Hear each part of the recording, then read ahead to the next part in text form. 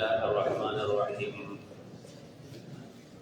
رب يسر علينا هذا الكتاب ولا تعسر علينا هذا الكتاب وتعينه بالخير لا بالشر بك نستعين يا فتاح فتح علينا مشكلات هذا الكتاب بسم الله الرحمن الرحيم الحمد لله رب العالمين بسم الله د حمد مسائل تاسو کتابونو کې ویلي دي نو ځکه دلته په هغې باندې خبرې نه کوو حمد د الله دپاره چې پالونکی د مخلوق دی حمد الشاکرین حمد الشاکرین دا منصوب دی یا په نظم د خافض سره الحمد لله که حمد الشاکرین بیا د عربی طریقې چې حرف جر ته نه لرې کې نو مجرور منصوب ګرځي که حمد الشاکرین کی کاب لري شو نو حمد الشاکرین ویلې شو منصوب او یا دا منصوب دی په فعل مقدم سره الحمد لله رب العالمین احمد حمد الشاکرین احمد حمد الشاکرین فعل مضارع بس احمد حمد الشاکرین دا الله د لپاره حمد وای حمد الشاکرین حمد الشاکرین دا شاکرین مصداق څوک دی انبیاء دي اولیاء دي معنا دا شو الله زستا داسې حمد ویم لکه څنګه چې انبیاء ستا حمد وایي زستا داسې حمد ویم لکه څنګه چې ستا مقرب بندگان اولیاء حمد وایي د انبیاء او د اولیاء د حمد په شان د حمد ویم بیا په دې باندې اشکال دی وړاندې جمله ذکر شو الحمدلله رب العالمین رستو ذکر کوي حمد الشاکرین نو خدا مخکې جملې په شان ته یو ځای وایه کنه حمد الحامدین داسې ولې نه وایې چې ته وایې الحمدلله او بیا وروسته وایې حمد الشاکرین نو خو داسې وایه کنه حمد الحامدین داسې ولې نه وایې د دې نه درې جواب دی لومبنی جواب دا دی چې بعضې دا فرمایي دلته شکر عام دی شکر عام دی ځکه شکر چې ادا کیږي دا لسانن قلبن جوارحن اړه باندې کیږي په اندامونو باندې کیږي په ژبه کیږي دا شکر عام دی د دې تعمیم دپاره حمد الشاکرین ذکر کو حمد الحامدین ذکر نه کو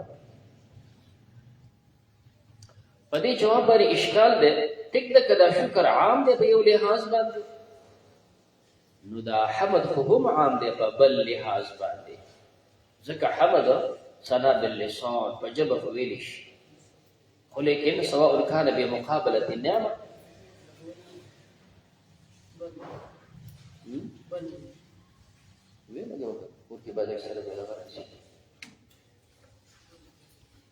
نو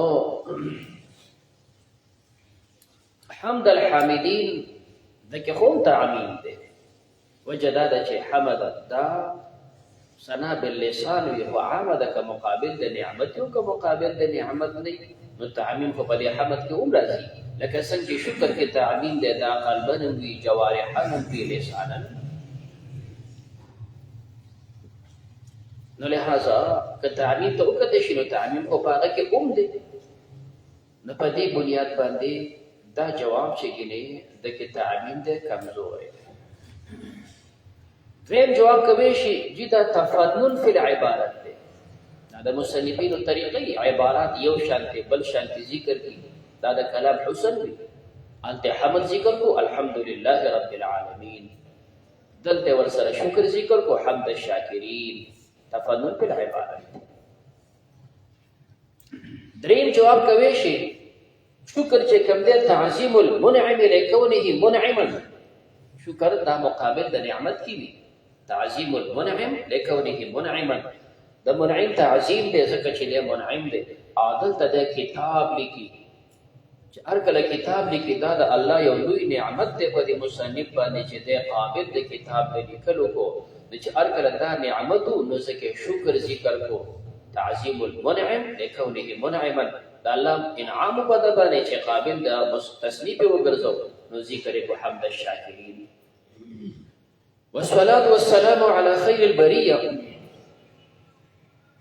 پیغمبر علیہ الصلوۃ والسلام باندې صلوات ذکر کړي نقلا ثابت ده ذکر اللہ فرمی یا ایوہ الذین آمنوا صلو علیہ عقلم تقاضا کی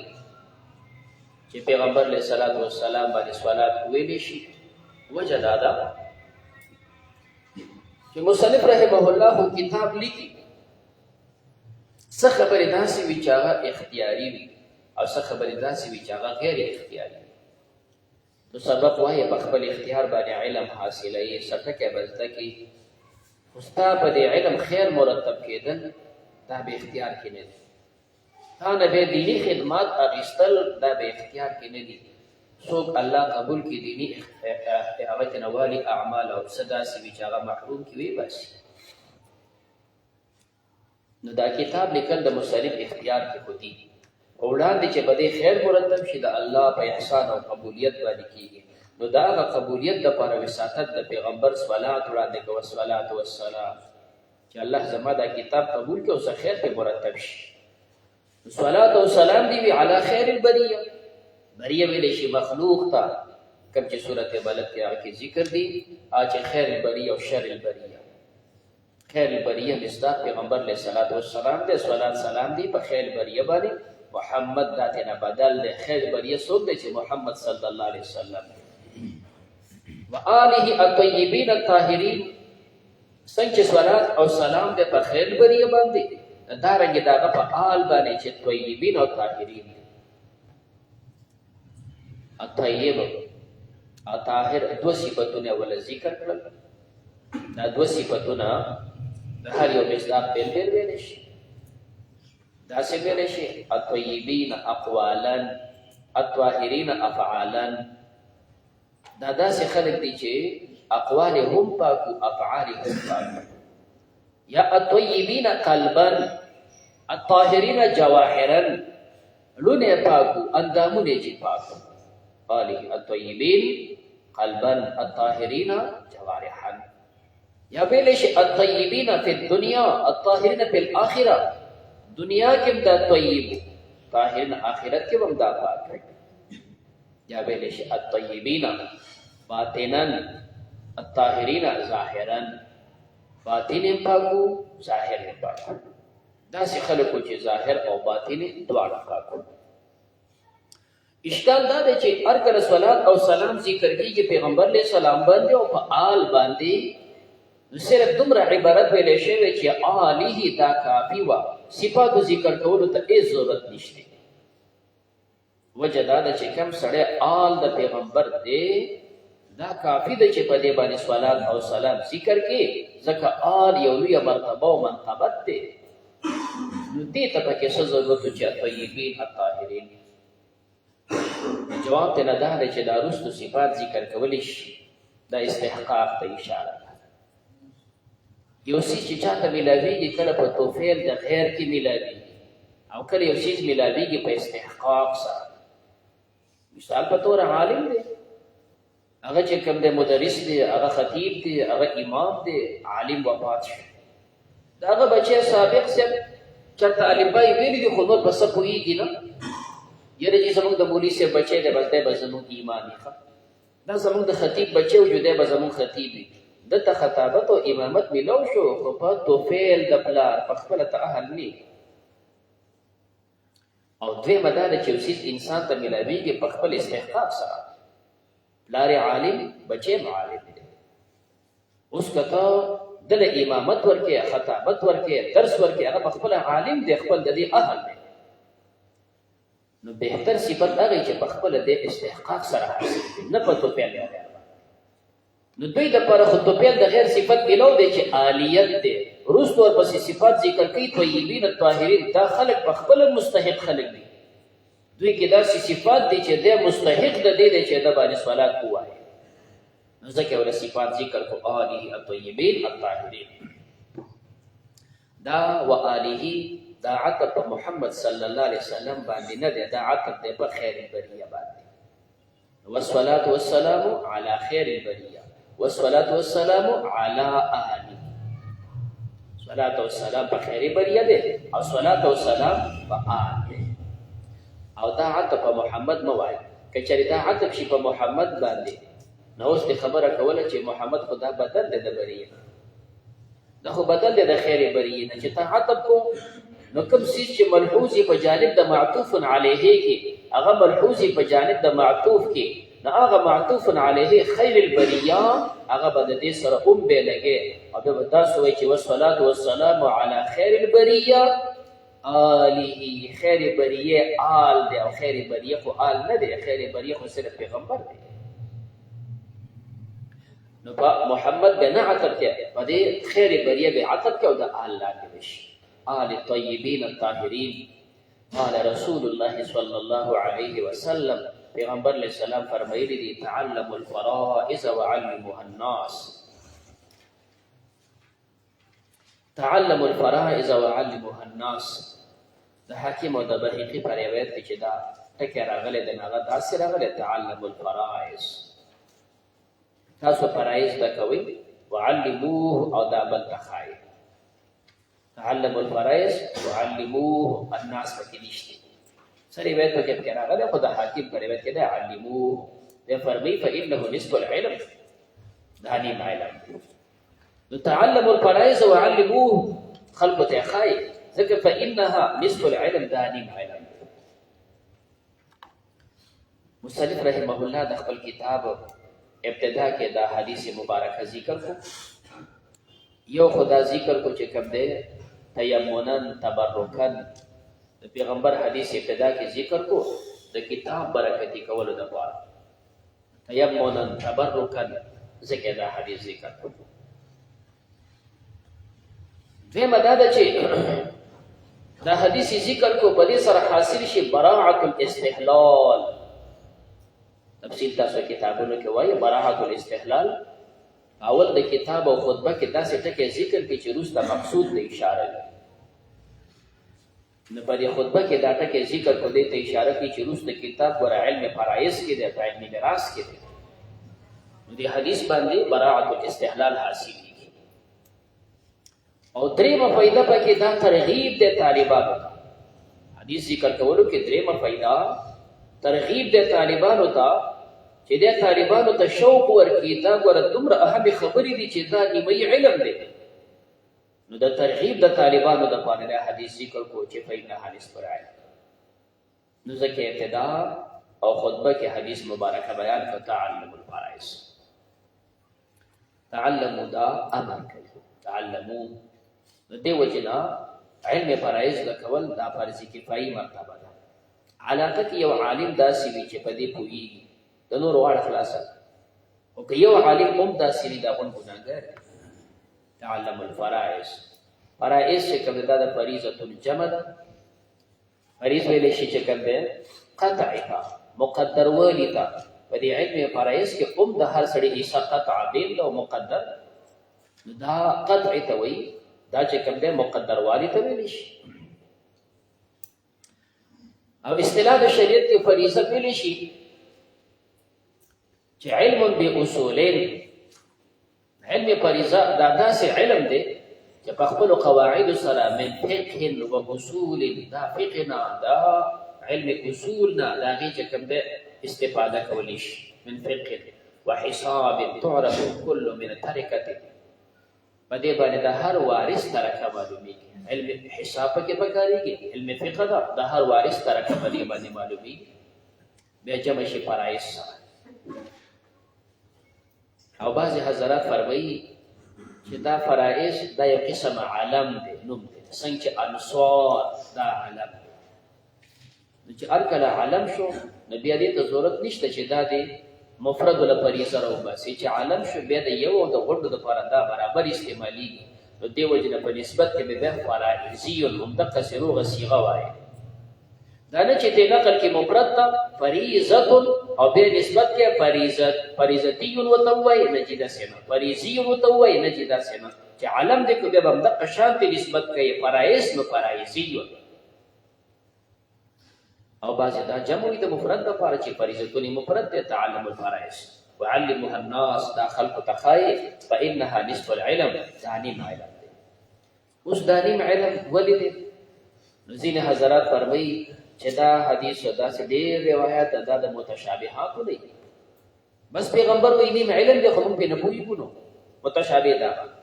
چې موږ په دې مطلب نه پوهیږو پیغمبر وی دا نیم علم دی چې بس ومنه چې نیم علم دی ومنه چې دا نیم علم دی او صح حضرات پکې تحقیق کړي چې دا خبره معقول ده چې کوم دی محکم خبره ده په دې پوهیږو چې دا نسبه علم دی نو بیا دا نسبه علم څنګه دی نو دی بیا مختلف توجیهات ذکر کړي دا نیم علم چې وته ویلې دی نو ترغیبا دا د ترغیب لپاره ویلې شوی دی چې د طالبانو شوق پیدا شي دا دومره اهم دی چې دا نیم علم دی استاد ترغیب لپاره دا ویلې دي چې ابلیس بل علم دویم دا نیم علم دی وجه دا ده چې د انسان علم دو حالاتو سره ورته د ژوند سره د مرګ سره د انسان دو حالات دي ژوند دی او مرګ دی نو د دې علم تعلق د مرګ سره دی د فقه و غیره دغه تعلق د ژوند سره دی نو نیم هغه به چې د ژوند سره تعلق دی او نیم دا چې د مرګ سره تعلق دی نو ځکه وته نیم علم ویل شي یا درې دا چې نیم علم وته ویل شي وجه دا چې ملکیتونه په دوه قسم دي یو ته ملکیت اختیاري وي بل ته ملکیت اضطراري وي ته د چا نصیب اخلي مالک بګرځي ستا فقط علي والا مالک بشي نه اخلي نه مالک کیږي یو سړی دا نصیب هبه کوي کته قبول کی مالک بشي نه قبل نه مالک کیږي د اختیاري خبرې د چا سیس په اجاره اخلي په هبه اخلي یستا فقط یو ملکیت اختیاري وي دویم ملکیت اضطراري وي وراثت کې چې ملاويږي دا ملکیت اضطراري دی به اختیار او وارث مالک ګرځي چې کله مورث مړ شو او داغه مال پاتې شو دا به خود وارث ته نقل کیږي کله مورث خوخه وي او کې خوخه نه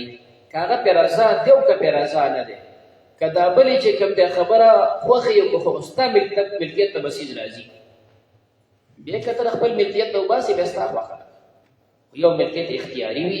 دیم اضطراري وي وراثت سره چې کوم شی ملاويږي دا ملکیت اضطراري دی او دا نور ملکیتونه اختیاري دي نو ځکه ورته نیم علم ویلی شي یا څلورم داسې ویلی شي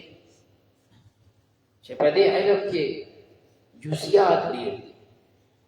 د دې دومره جزئیات او مسایل دي که چېرې تا جزئیات ته را اوس پړی او داسې بیان کې او دا نور علوم جزئیات را اوس پړی او بیان کې نو تا به یوازې په یوازې د غونډو علومو مقابله وکړي د دې جزئیات دومره ډېر دي نو ځکه ورته ویلی شي نصف العلم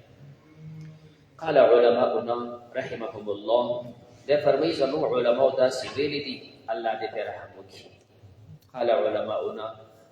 د بهر نه معلومه ده چې دا صاحب حنفي دی نو چې الکله د امام ابو حنیفه رحمه الله په مسلک دی او حنفي دی نو ځکه چې کوم دی علماء نه مراد علماء د احناف دي بیا عامه ده کله به مسله داسې وي چې ټول احناف یعنې زموږ ائمه ثلاثه په هغې متفق وي نو قال علماؤنا هم دي کله به بعضې مسله داسې وي چې هغه به زموږ یو صاحب مني هم په هغې باندې دا ټکی صادق دی چې علماؤنا نو ته اشکال نشي کولی چې بلا مسایل وروسته مخکې را روان دي هلته خو اختلاف دی محمد صاحب یو څه وي ابو یوسف صاحب بل څه وي نه موږ وایي چې هر یو باندې فتوی علماؤنا ټکی هغې ته شامل دی نو قال علماؤنا زمن عالمان ویلی رحمه الله تتعلق بتركة الميت حقوق أربعة مرتبة متعلق بتركه د مړي پسې څلور حقوق مرتب تتعلق متعلق بتركة الميت فتح دتا کسر درا تركة الميت مراتنا متروكة الميت مړي شه لاړ د دنیا نه او سماله پرې هو فتحې د تا سره په سکون د را سره به ترکت المیت هم ټیکلی کسرې د را سره به ترکت المیت هم ټیکلی نو کوم چې مړی لاړ د دنیا نه او سمالې پرېښود هغې ته ویلی شي ترکت المیت د مړي پرېښولی شوی سیز نو د دې پرېښولی شوي سیز سره متعلق کېږي حقوق الاربعه څلور حقوق مرتب دلته به یو دوه نکتې ورسره ولګې نو په هغې به ته اشکالات ده پکې تتعلق بتركة الميت نو دې سره به ولګي چې کوم دی تركة الميت من حيث انه تركة حیثیت ورسره ذکر تركة الميت من حيث انه تركة چې دا ترکه ده دا اشکال ځکه وایي یو سړی دی چې ته مړ شوي او ستا چې کوم دی مثال په طور یو څیز که ګاډی دی موټرسایکل دی د بل سره رهن دی نو چې د بل سره رهن دی دلته خو مسله دا ده چې دا څلور حقوق به مرتب اول به ستا تجهیز تکفین کو او ستا دا ګاډی چې د بل سره رهن دی دا د هغه سړي حق مقدم دی په تا باندې کوم ځای کې ستا تجهیز مقدم شو دلته خو تجهیز مقدم دی او چې ستا ګاډی د چا سره رهن وي د هغه سړي حق مقدم دی چې څو تا پیسې دی ورکړي هغه نشي نه شي اخیستلی دا کوم څیز چې په رهن کې دی نو هلته خو تجهیز تکفین وغیره مقدم نه دي همداسې تا د چا نه غویه واخیستو یعنې چې پیسې ته راوړم چې تا ته غویه واخیستو تا ته کور واخیستو تا ته ګاډی واخیستو ایجاب قبول چې وشو ته د دې غویي د دې کور د دې څیز مالک شوي خو ته ورته پیسې ته راوړم هغه درته وایي بس دا څیز به هغې پورې زما سره چې پیسې راوړې نو ته به یوسې پکې چې تا پیسې وړلې ته مړ شول نو هغه شی خو تا نستی مالک خو ته آیا دا حقوق په دې باندې نافظ کېږي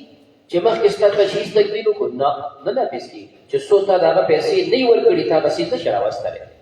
سره د دې نه چې ته مالک یې خو راوستی نشي نو موږ سره خیر ذکر ترکة المیت من حیث انه ترکتون چې دا ترکه وي او دلته دا ترکه نه ده هلته د مرهونې پسې د مرتهن حق نه خطی دی دلته د مشتري د عمل پسې د بایع پیسې بندي دا ترکه نه چې ترکه نشوله نو ځکه پکې دا حقوق نه چلیږي ترکة المیت من حیث انه ترکتون دویم قید به سره ذکر کې ترکة المیت حقیقتا او حکما ترکة المیت حقیقتا او حکما چې دا ترکه وي نو حقیقتا ترکه وي یا حکما ترکه وي دا قید سره ولې وایي یو بل اعتراض پیدا شي بطوري مثال ته چا مړ کړی په خطا سره اوس دا منځ کې چې کوم دی جرګې ځي راځي نو ستا چې کوم مال هغه به تقسیم شي کال بعد مصالحت وشو د هغې نه مو پیسې واخیستې ته چې مړ کېدې په هغه وخت کې خو دا پیسې نه وي د چې نه وي دا حقوق په کار ده چې په دې کې ونه چېکېږي دا خو کال پس راغلی یا قتل عمد باندې سړی مړ کو کال دوه پس مصالحت وشو پیسې راغلې ته چې مړ کېدې دا پیسې خو نه وي په کار ده چې دا حقوق په کې ونه چېکېږي دا خو ترکه د مړي نه ده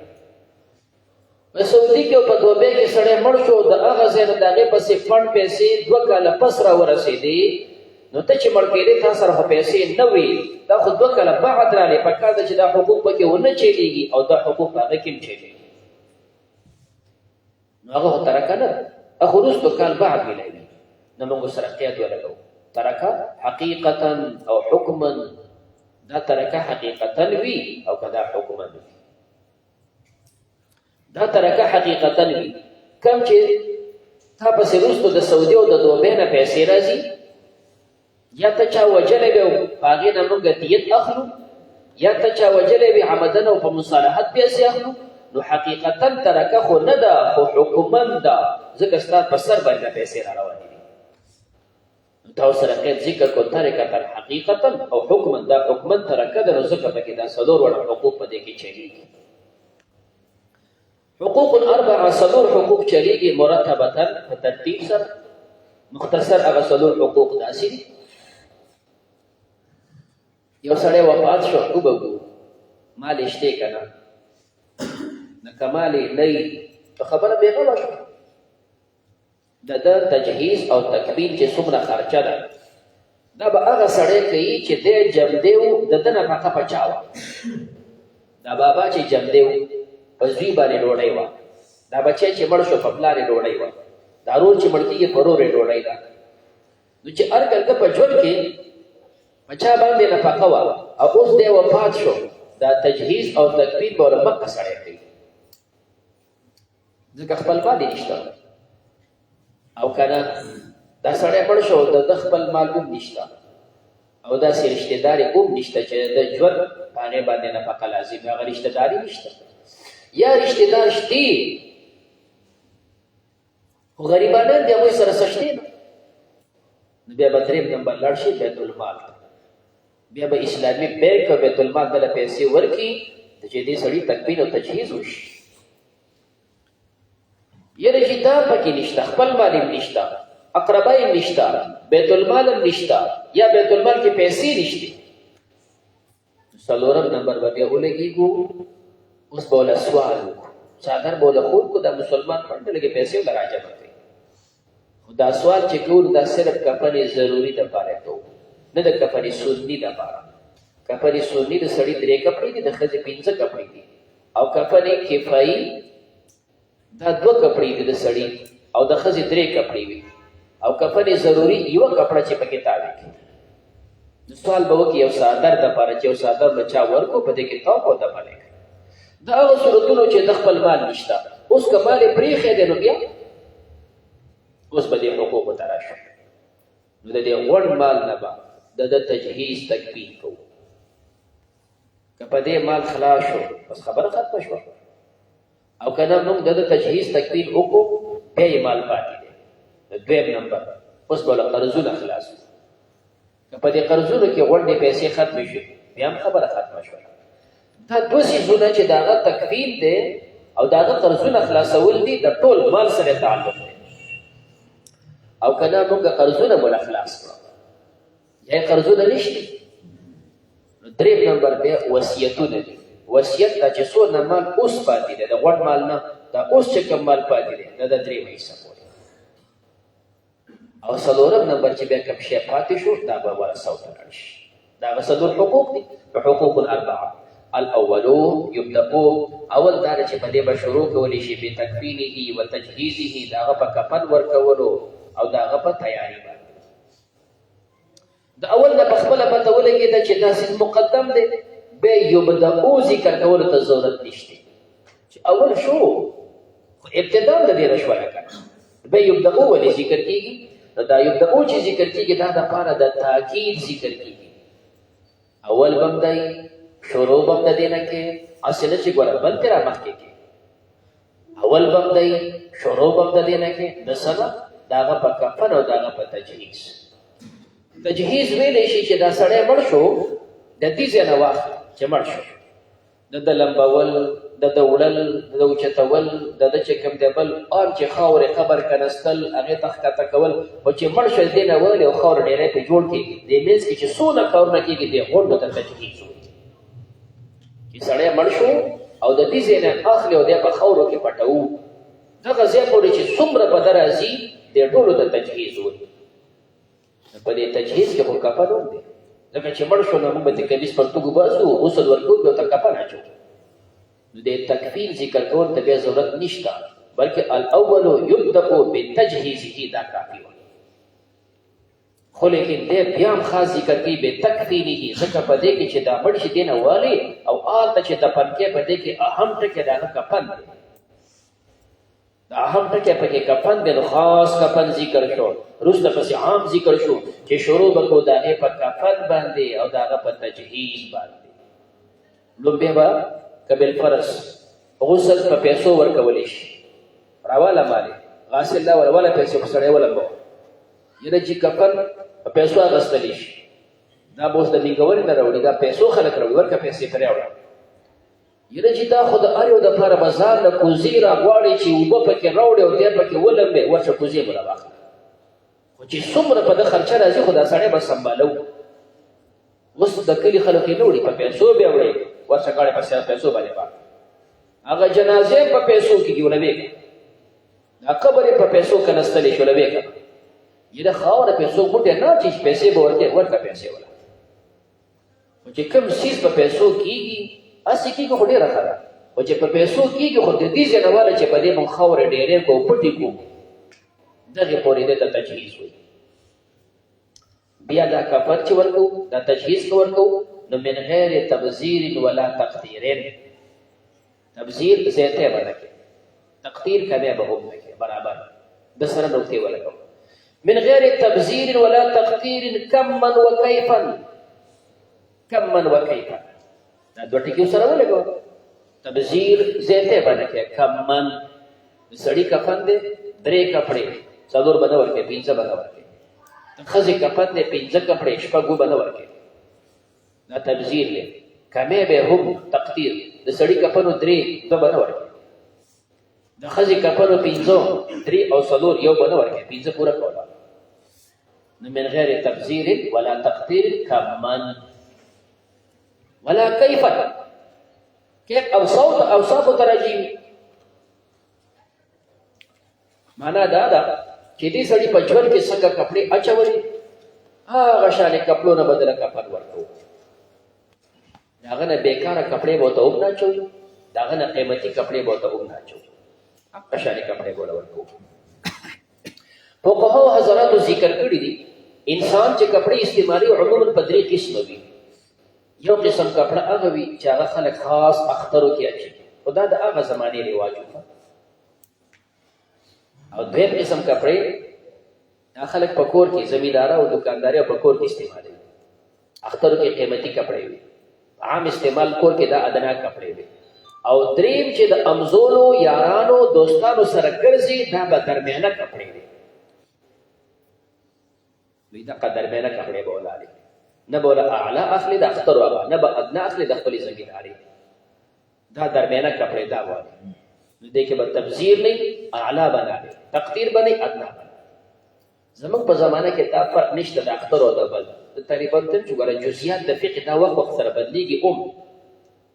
جزئیات د فقه دا وخت سره بدليږي مثال دې مسلې ته نشو زموږ په دې وخت کې دا نه چې د اختر د لپاره بیل کپڑا دا د کور د لپاره بس چې کوم سړی وس کیږي هغه اعلی خپل کپڑے اچي زموږ ستا په شان درمیانه هغه درمیانه کپڑے اچي کوم سړی غریب ته هغه کمزوري کپڑے اچي لہذا موږ چې کومه کپڑے دا درمیانه ته اغوستي دي دغه کپڑے چې کوم دي موږ اچو په توري مثال 1000 1200 په دی وخت کې وسو نو چې مرشي کوم دغه کپڑے بدل اچي چې مرشي هغه کپڑے نه چې کوم مثال په تور وزیر اعظم سے او صدر سے به اچي جتا خو جوړه غسته د 1200 هغه علي و جوړه په 20000 بولنه او دا رنګ کمزوري کپڑے نو موږ ته راټا وایو سپین شانتي ټوکی مړو ته تیرا کپد ور کوي دا سپین و ته راټا دا په حقیقت کې تقدیر دی د دې ورکول کفن مړی ته مکروه دی ولې دې سړي په ژوند کې دا شی چو دا په ژوند کې نه چو په ژوند کې چې کومې کپڑے اچولې هغه کپڑا به وتا چې دا راټا سپین چې کوم ملبل شانتي وي دا تقدیر دی دا کمه دی دا به وتا نه شي نو لهدا تاسو سره کې ولګو من غیر تبذیر ولا تقدیر کمن وکیفا خجی اول منګه د کفن مقدم کو ولی مقدم شو دا ثابت دی نقلا احد کې مصعب ابن عمر رضی الله تعالی عنه شهید شو یو سادرګي چې په سر به وتواچو په بهکار شو او چې په خو به وتواچو نو سر بهکار شو پیغمبر علیہ السلام فرمایل په دې سره ورته واچو یو په دې خو باندې او تاسو سرګړې واچو دا یو ساده اگر ته کفن ورکو خدای ورته نه وی چې چا په خرج دي چې قرض دي خلاص کو دی ورته دی ویل چې وصیت یې کړی چې سړی مړ شو دا مال پاتې شي د غوړ مال نه اول دا کفن دفن کې لہذا دلته نبی علیہ السلام دا صادر مکمل هغه له کفن کړي پته لګی دا کفن دفن د ارسیز نه مقدم دی دویمه دا ده چې همدا مسله وي د فقه یو سړی په بل باندې قرض دی هغه سړی سره پیسې نشته نو ته په څنګه خپل پیسې چې کوم ځکه دې پیدا کړ خپل قرض به دیوال خو ته دا نشي کولای چې داغه د بدن کپړې وباسي او بربند نه کې دا ستا حق نشته چې ستا په قرض دی خو بربندولې نشي چې څنګه په دنیا کې داغه کپړې ستا په قرض مقدم دي بربندوي نشي د مر نه پس دغه کپڑے مقدم دي ستا په قرض باندې نو بیا هغه کفن ورکړي دا نه چې ته بربر بولې یو کا خپل کمیس ته راوباسي او خپل پیسې ته وصول کړي نو اول دغه کفن او دفن دویم نمبر ثبت قدر دیونو بیا به دغه قرضونه ادا کوي شي من جميع ما بقي تمام چې کوم باقي او من مالی دا د مال څنګه د غوړ مال نه موږ دغه کفن دفن کوو اوس به دغه د غوړ مال نه دغه قرضونه خلاصو کفن دفن وشو اوس به وګورو په دې سړي باندې چا قرض او جشتي نو د دې غوړ مال نه قرضونه خلاصو بیا کدا مال ډیرو چې څومره قرضونه دا به غوړ ورکړي او کله پته لګي چې مال کم دی نو به د قرضونو درې حیثیت دی یو دی نو صحت ورته وایي چې دا سړی ټیک ټاک و دا پردي قرضونه په ځان اړولي. دویم دین المرض دی خو معلوم السبب مرض کې خو سبب یې معلوم دی. مریض ورکه څو دای به کړي دا میډیکل سټور باندې پیسې دي مرض کې خو سبب یې معلوم دی چې مریض چې کوم د پلاتکی نه چیرې اغستې و هغه اعلان کړی او سامنے وتا چلی و معلوم السبب دی. دی چې مریض و چې راته په لار کې په ګاډي باندې پردی غویه والي دا هغه غویه مړ نو کم دیر چې د صحت دی او کم دیر چې د مرض دی خو سبب معلوم دی دا دواړه په یوه تله کې دي. اول به دا خلاصې او دریم قسم دیر هغه د مرض دی خو سبب یې نه معلوم دی. وایي د پلانکي را باندې دومره قرض دی دا خو ته وایي چې را باندې قرض دی نو موږ ته خو پته نشته چې ته رښتیا دی که دروغ دی. نو دا بیا رسو دی که چېرې هغه مخکیني دوه قرضونه خلاص شول او مال پاتې شو دا درې به په کې خلاص کړي او که مال په هغې ختم شو درې به پاتې بیا هغه مقدم او چې مال ډېر دی دا درې وانه به ترې مخکې ورکړي دا د ټول مال سره تعلق وي چې دا غوړ قرض ولا خلاص کړي. که پیسې په دغه ځای پوره شوي بل خو مطلب نشته او که نه به طوري مثال قرضونه ترې هم ادا شول او بیا چې کوم دی هم لا مال پاتې دی بیا دریم نمبر ثم تنفذ وصایا بیا به وصیت ته راشي. اوس دویم نمبر کې چې کوم دی قرضونه مقدم دي نو وجه ولا دا حضرت علی رضی الله تعالی عنه فرمایي قرآن مقدسه کې چې کوم ذکر دی وراثت په مسله کې من بعد وصیت توصون بها او دین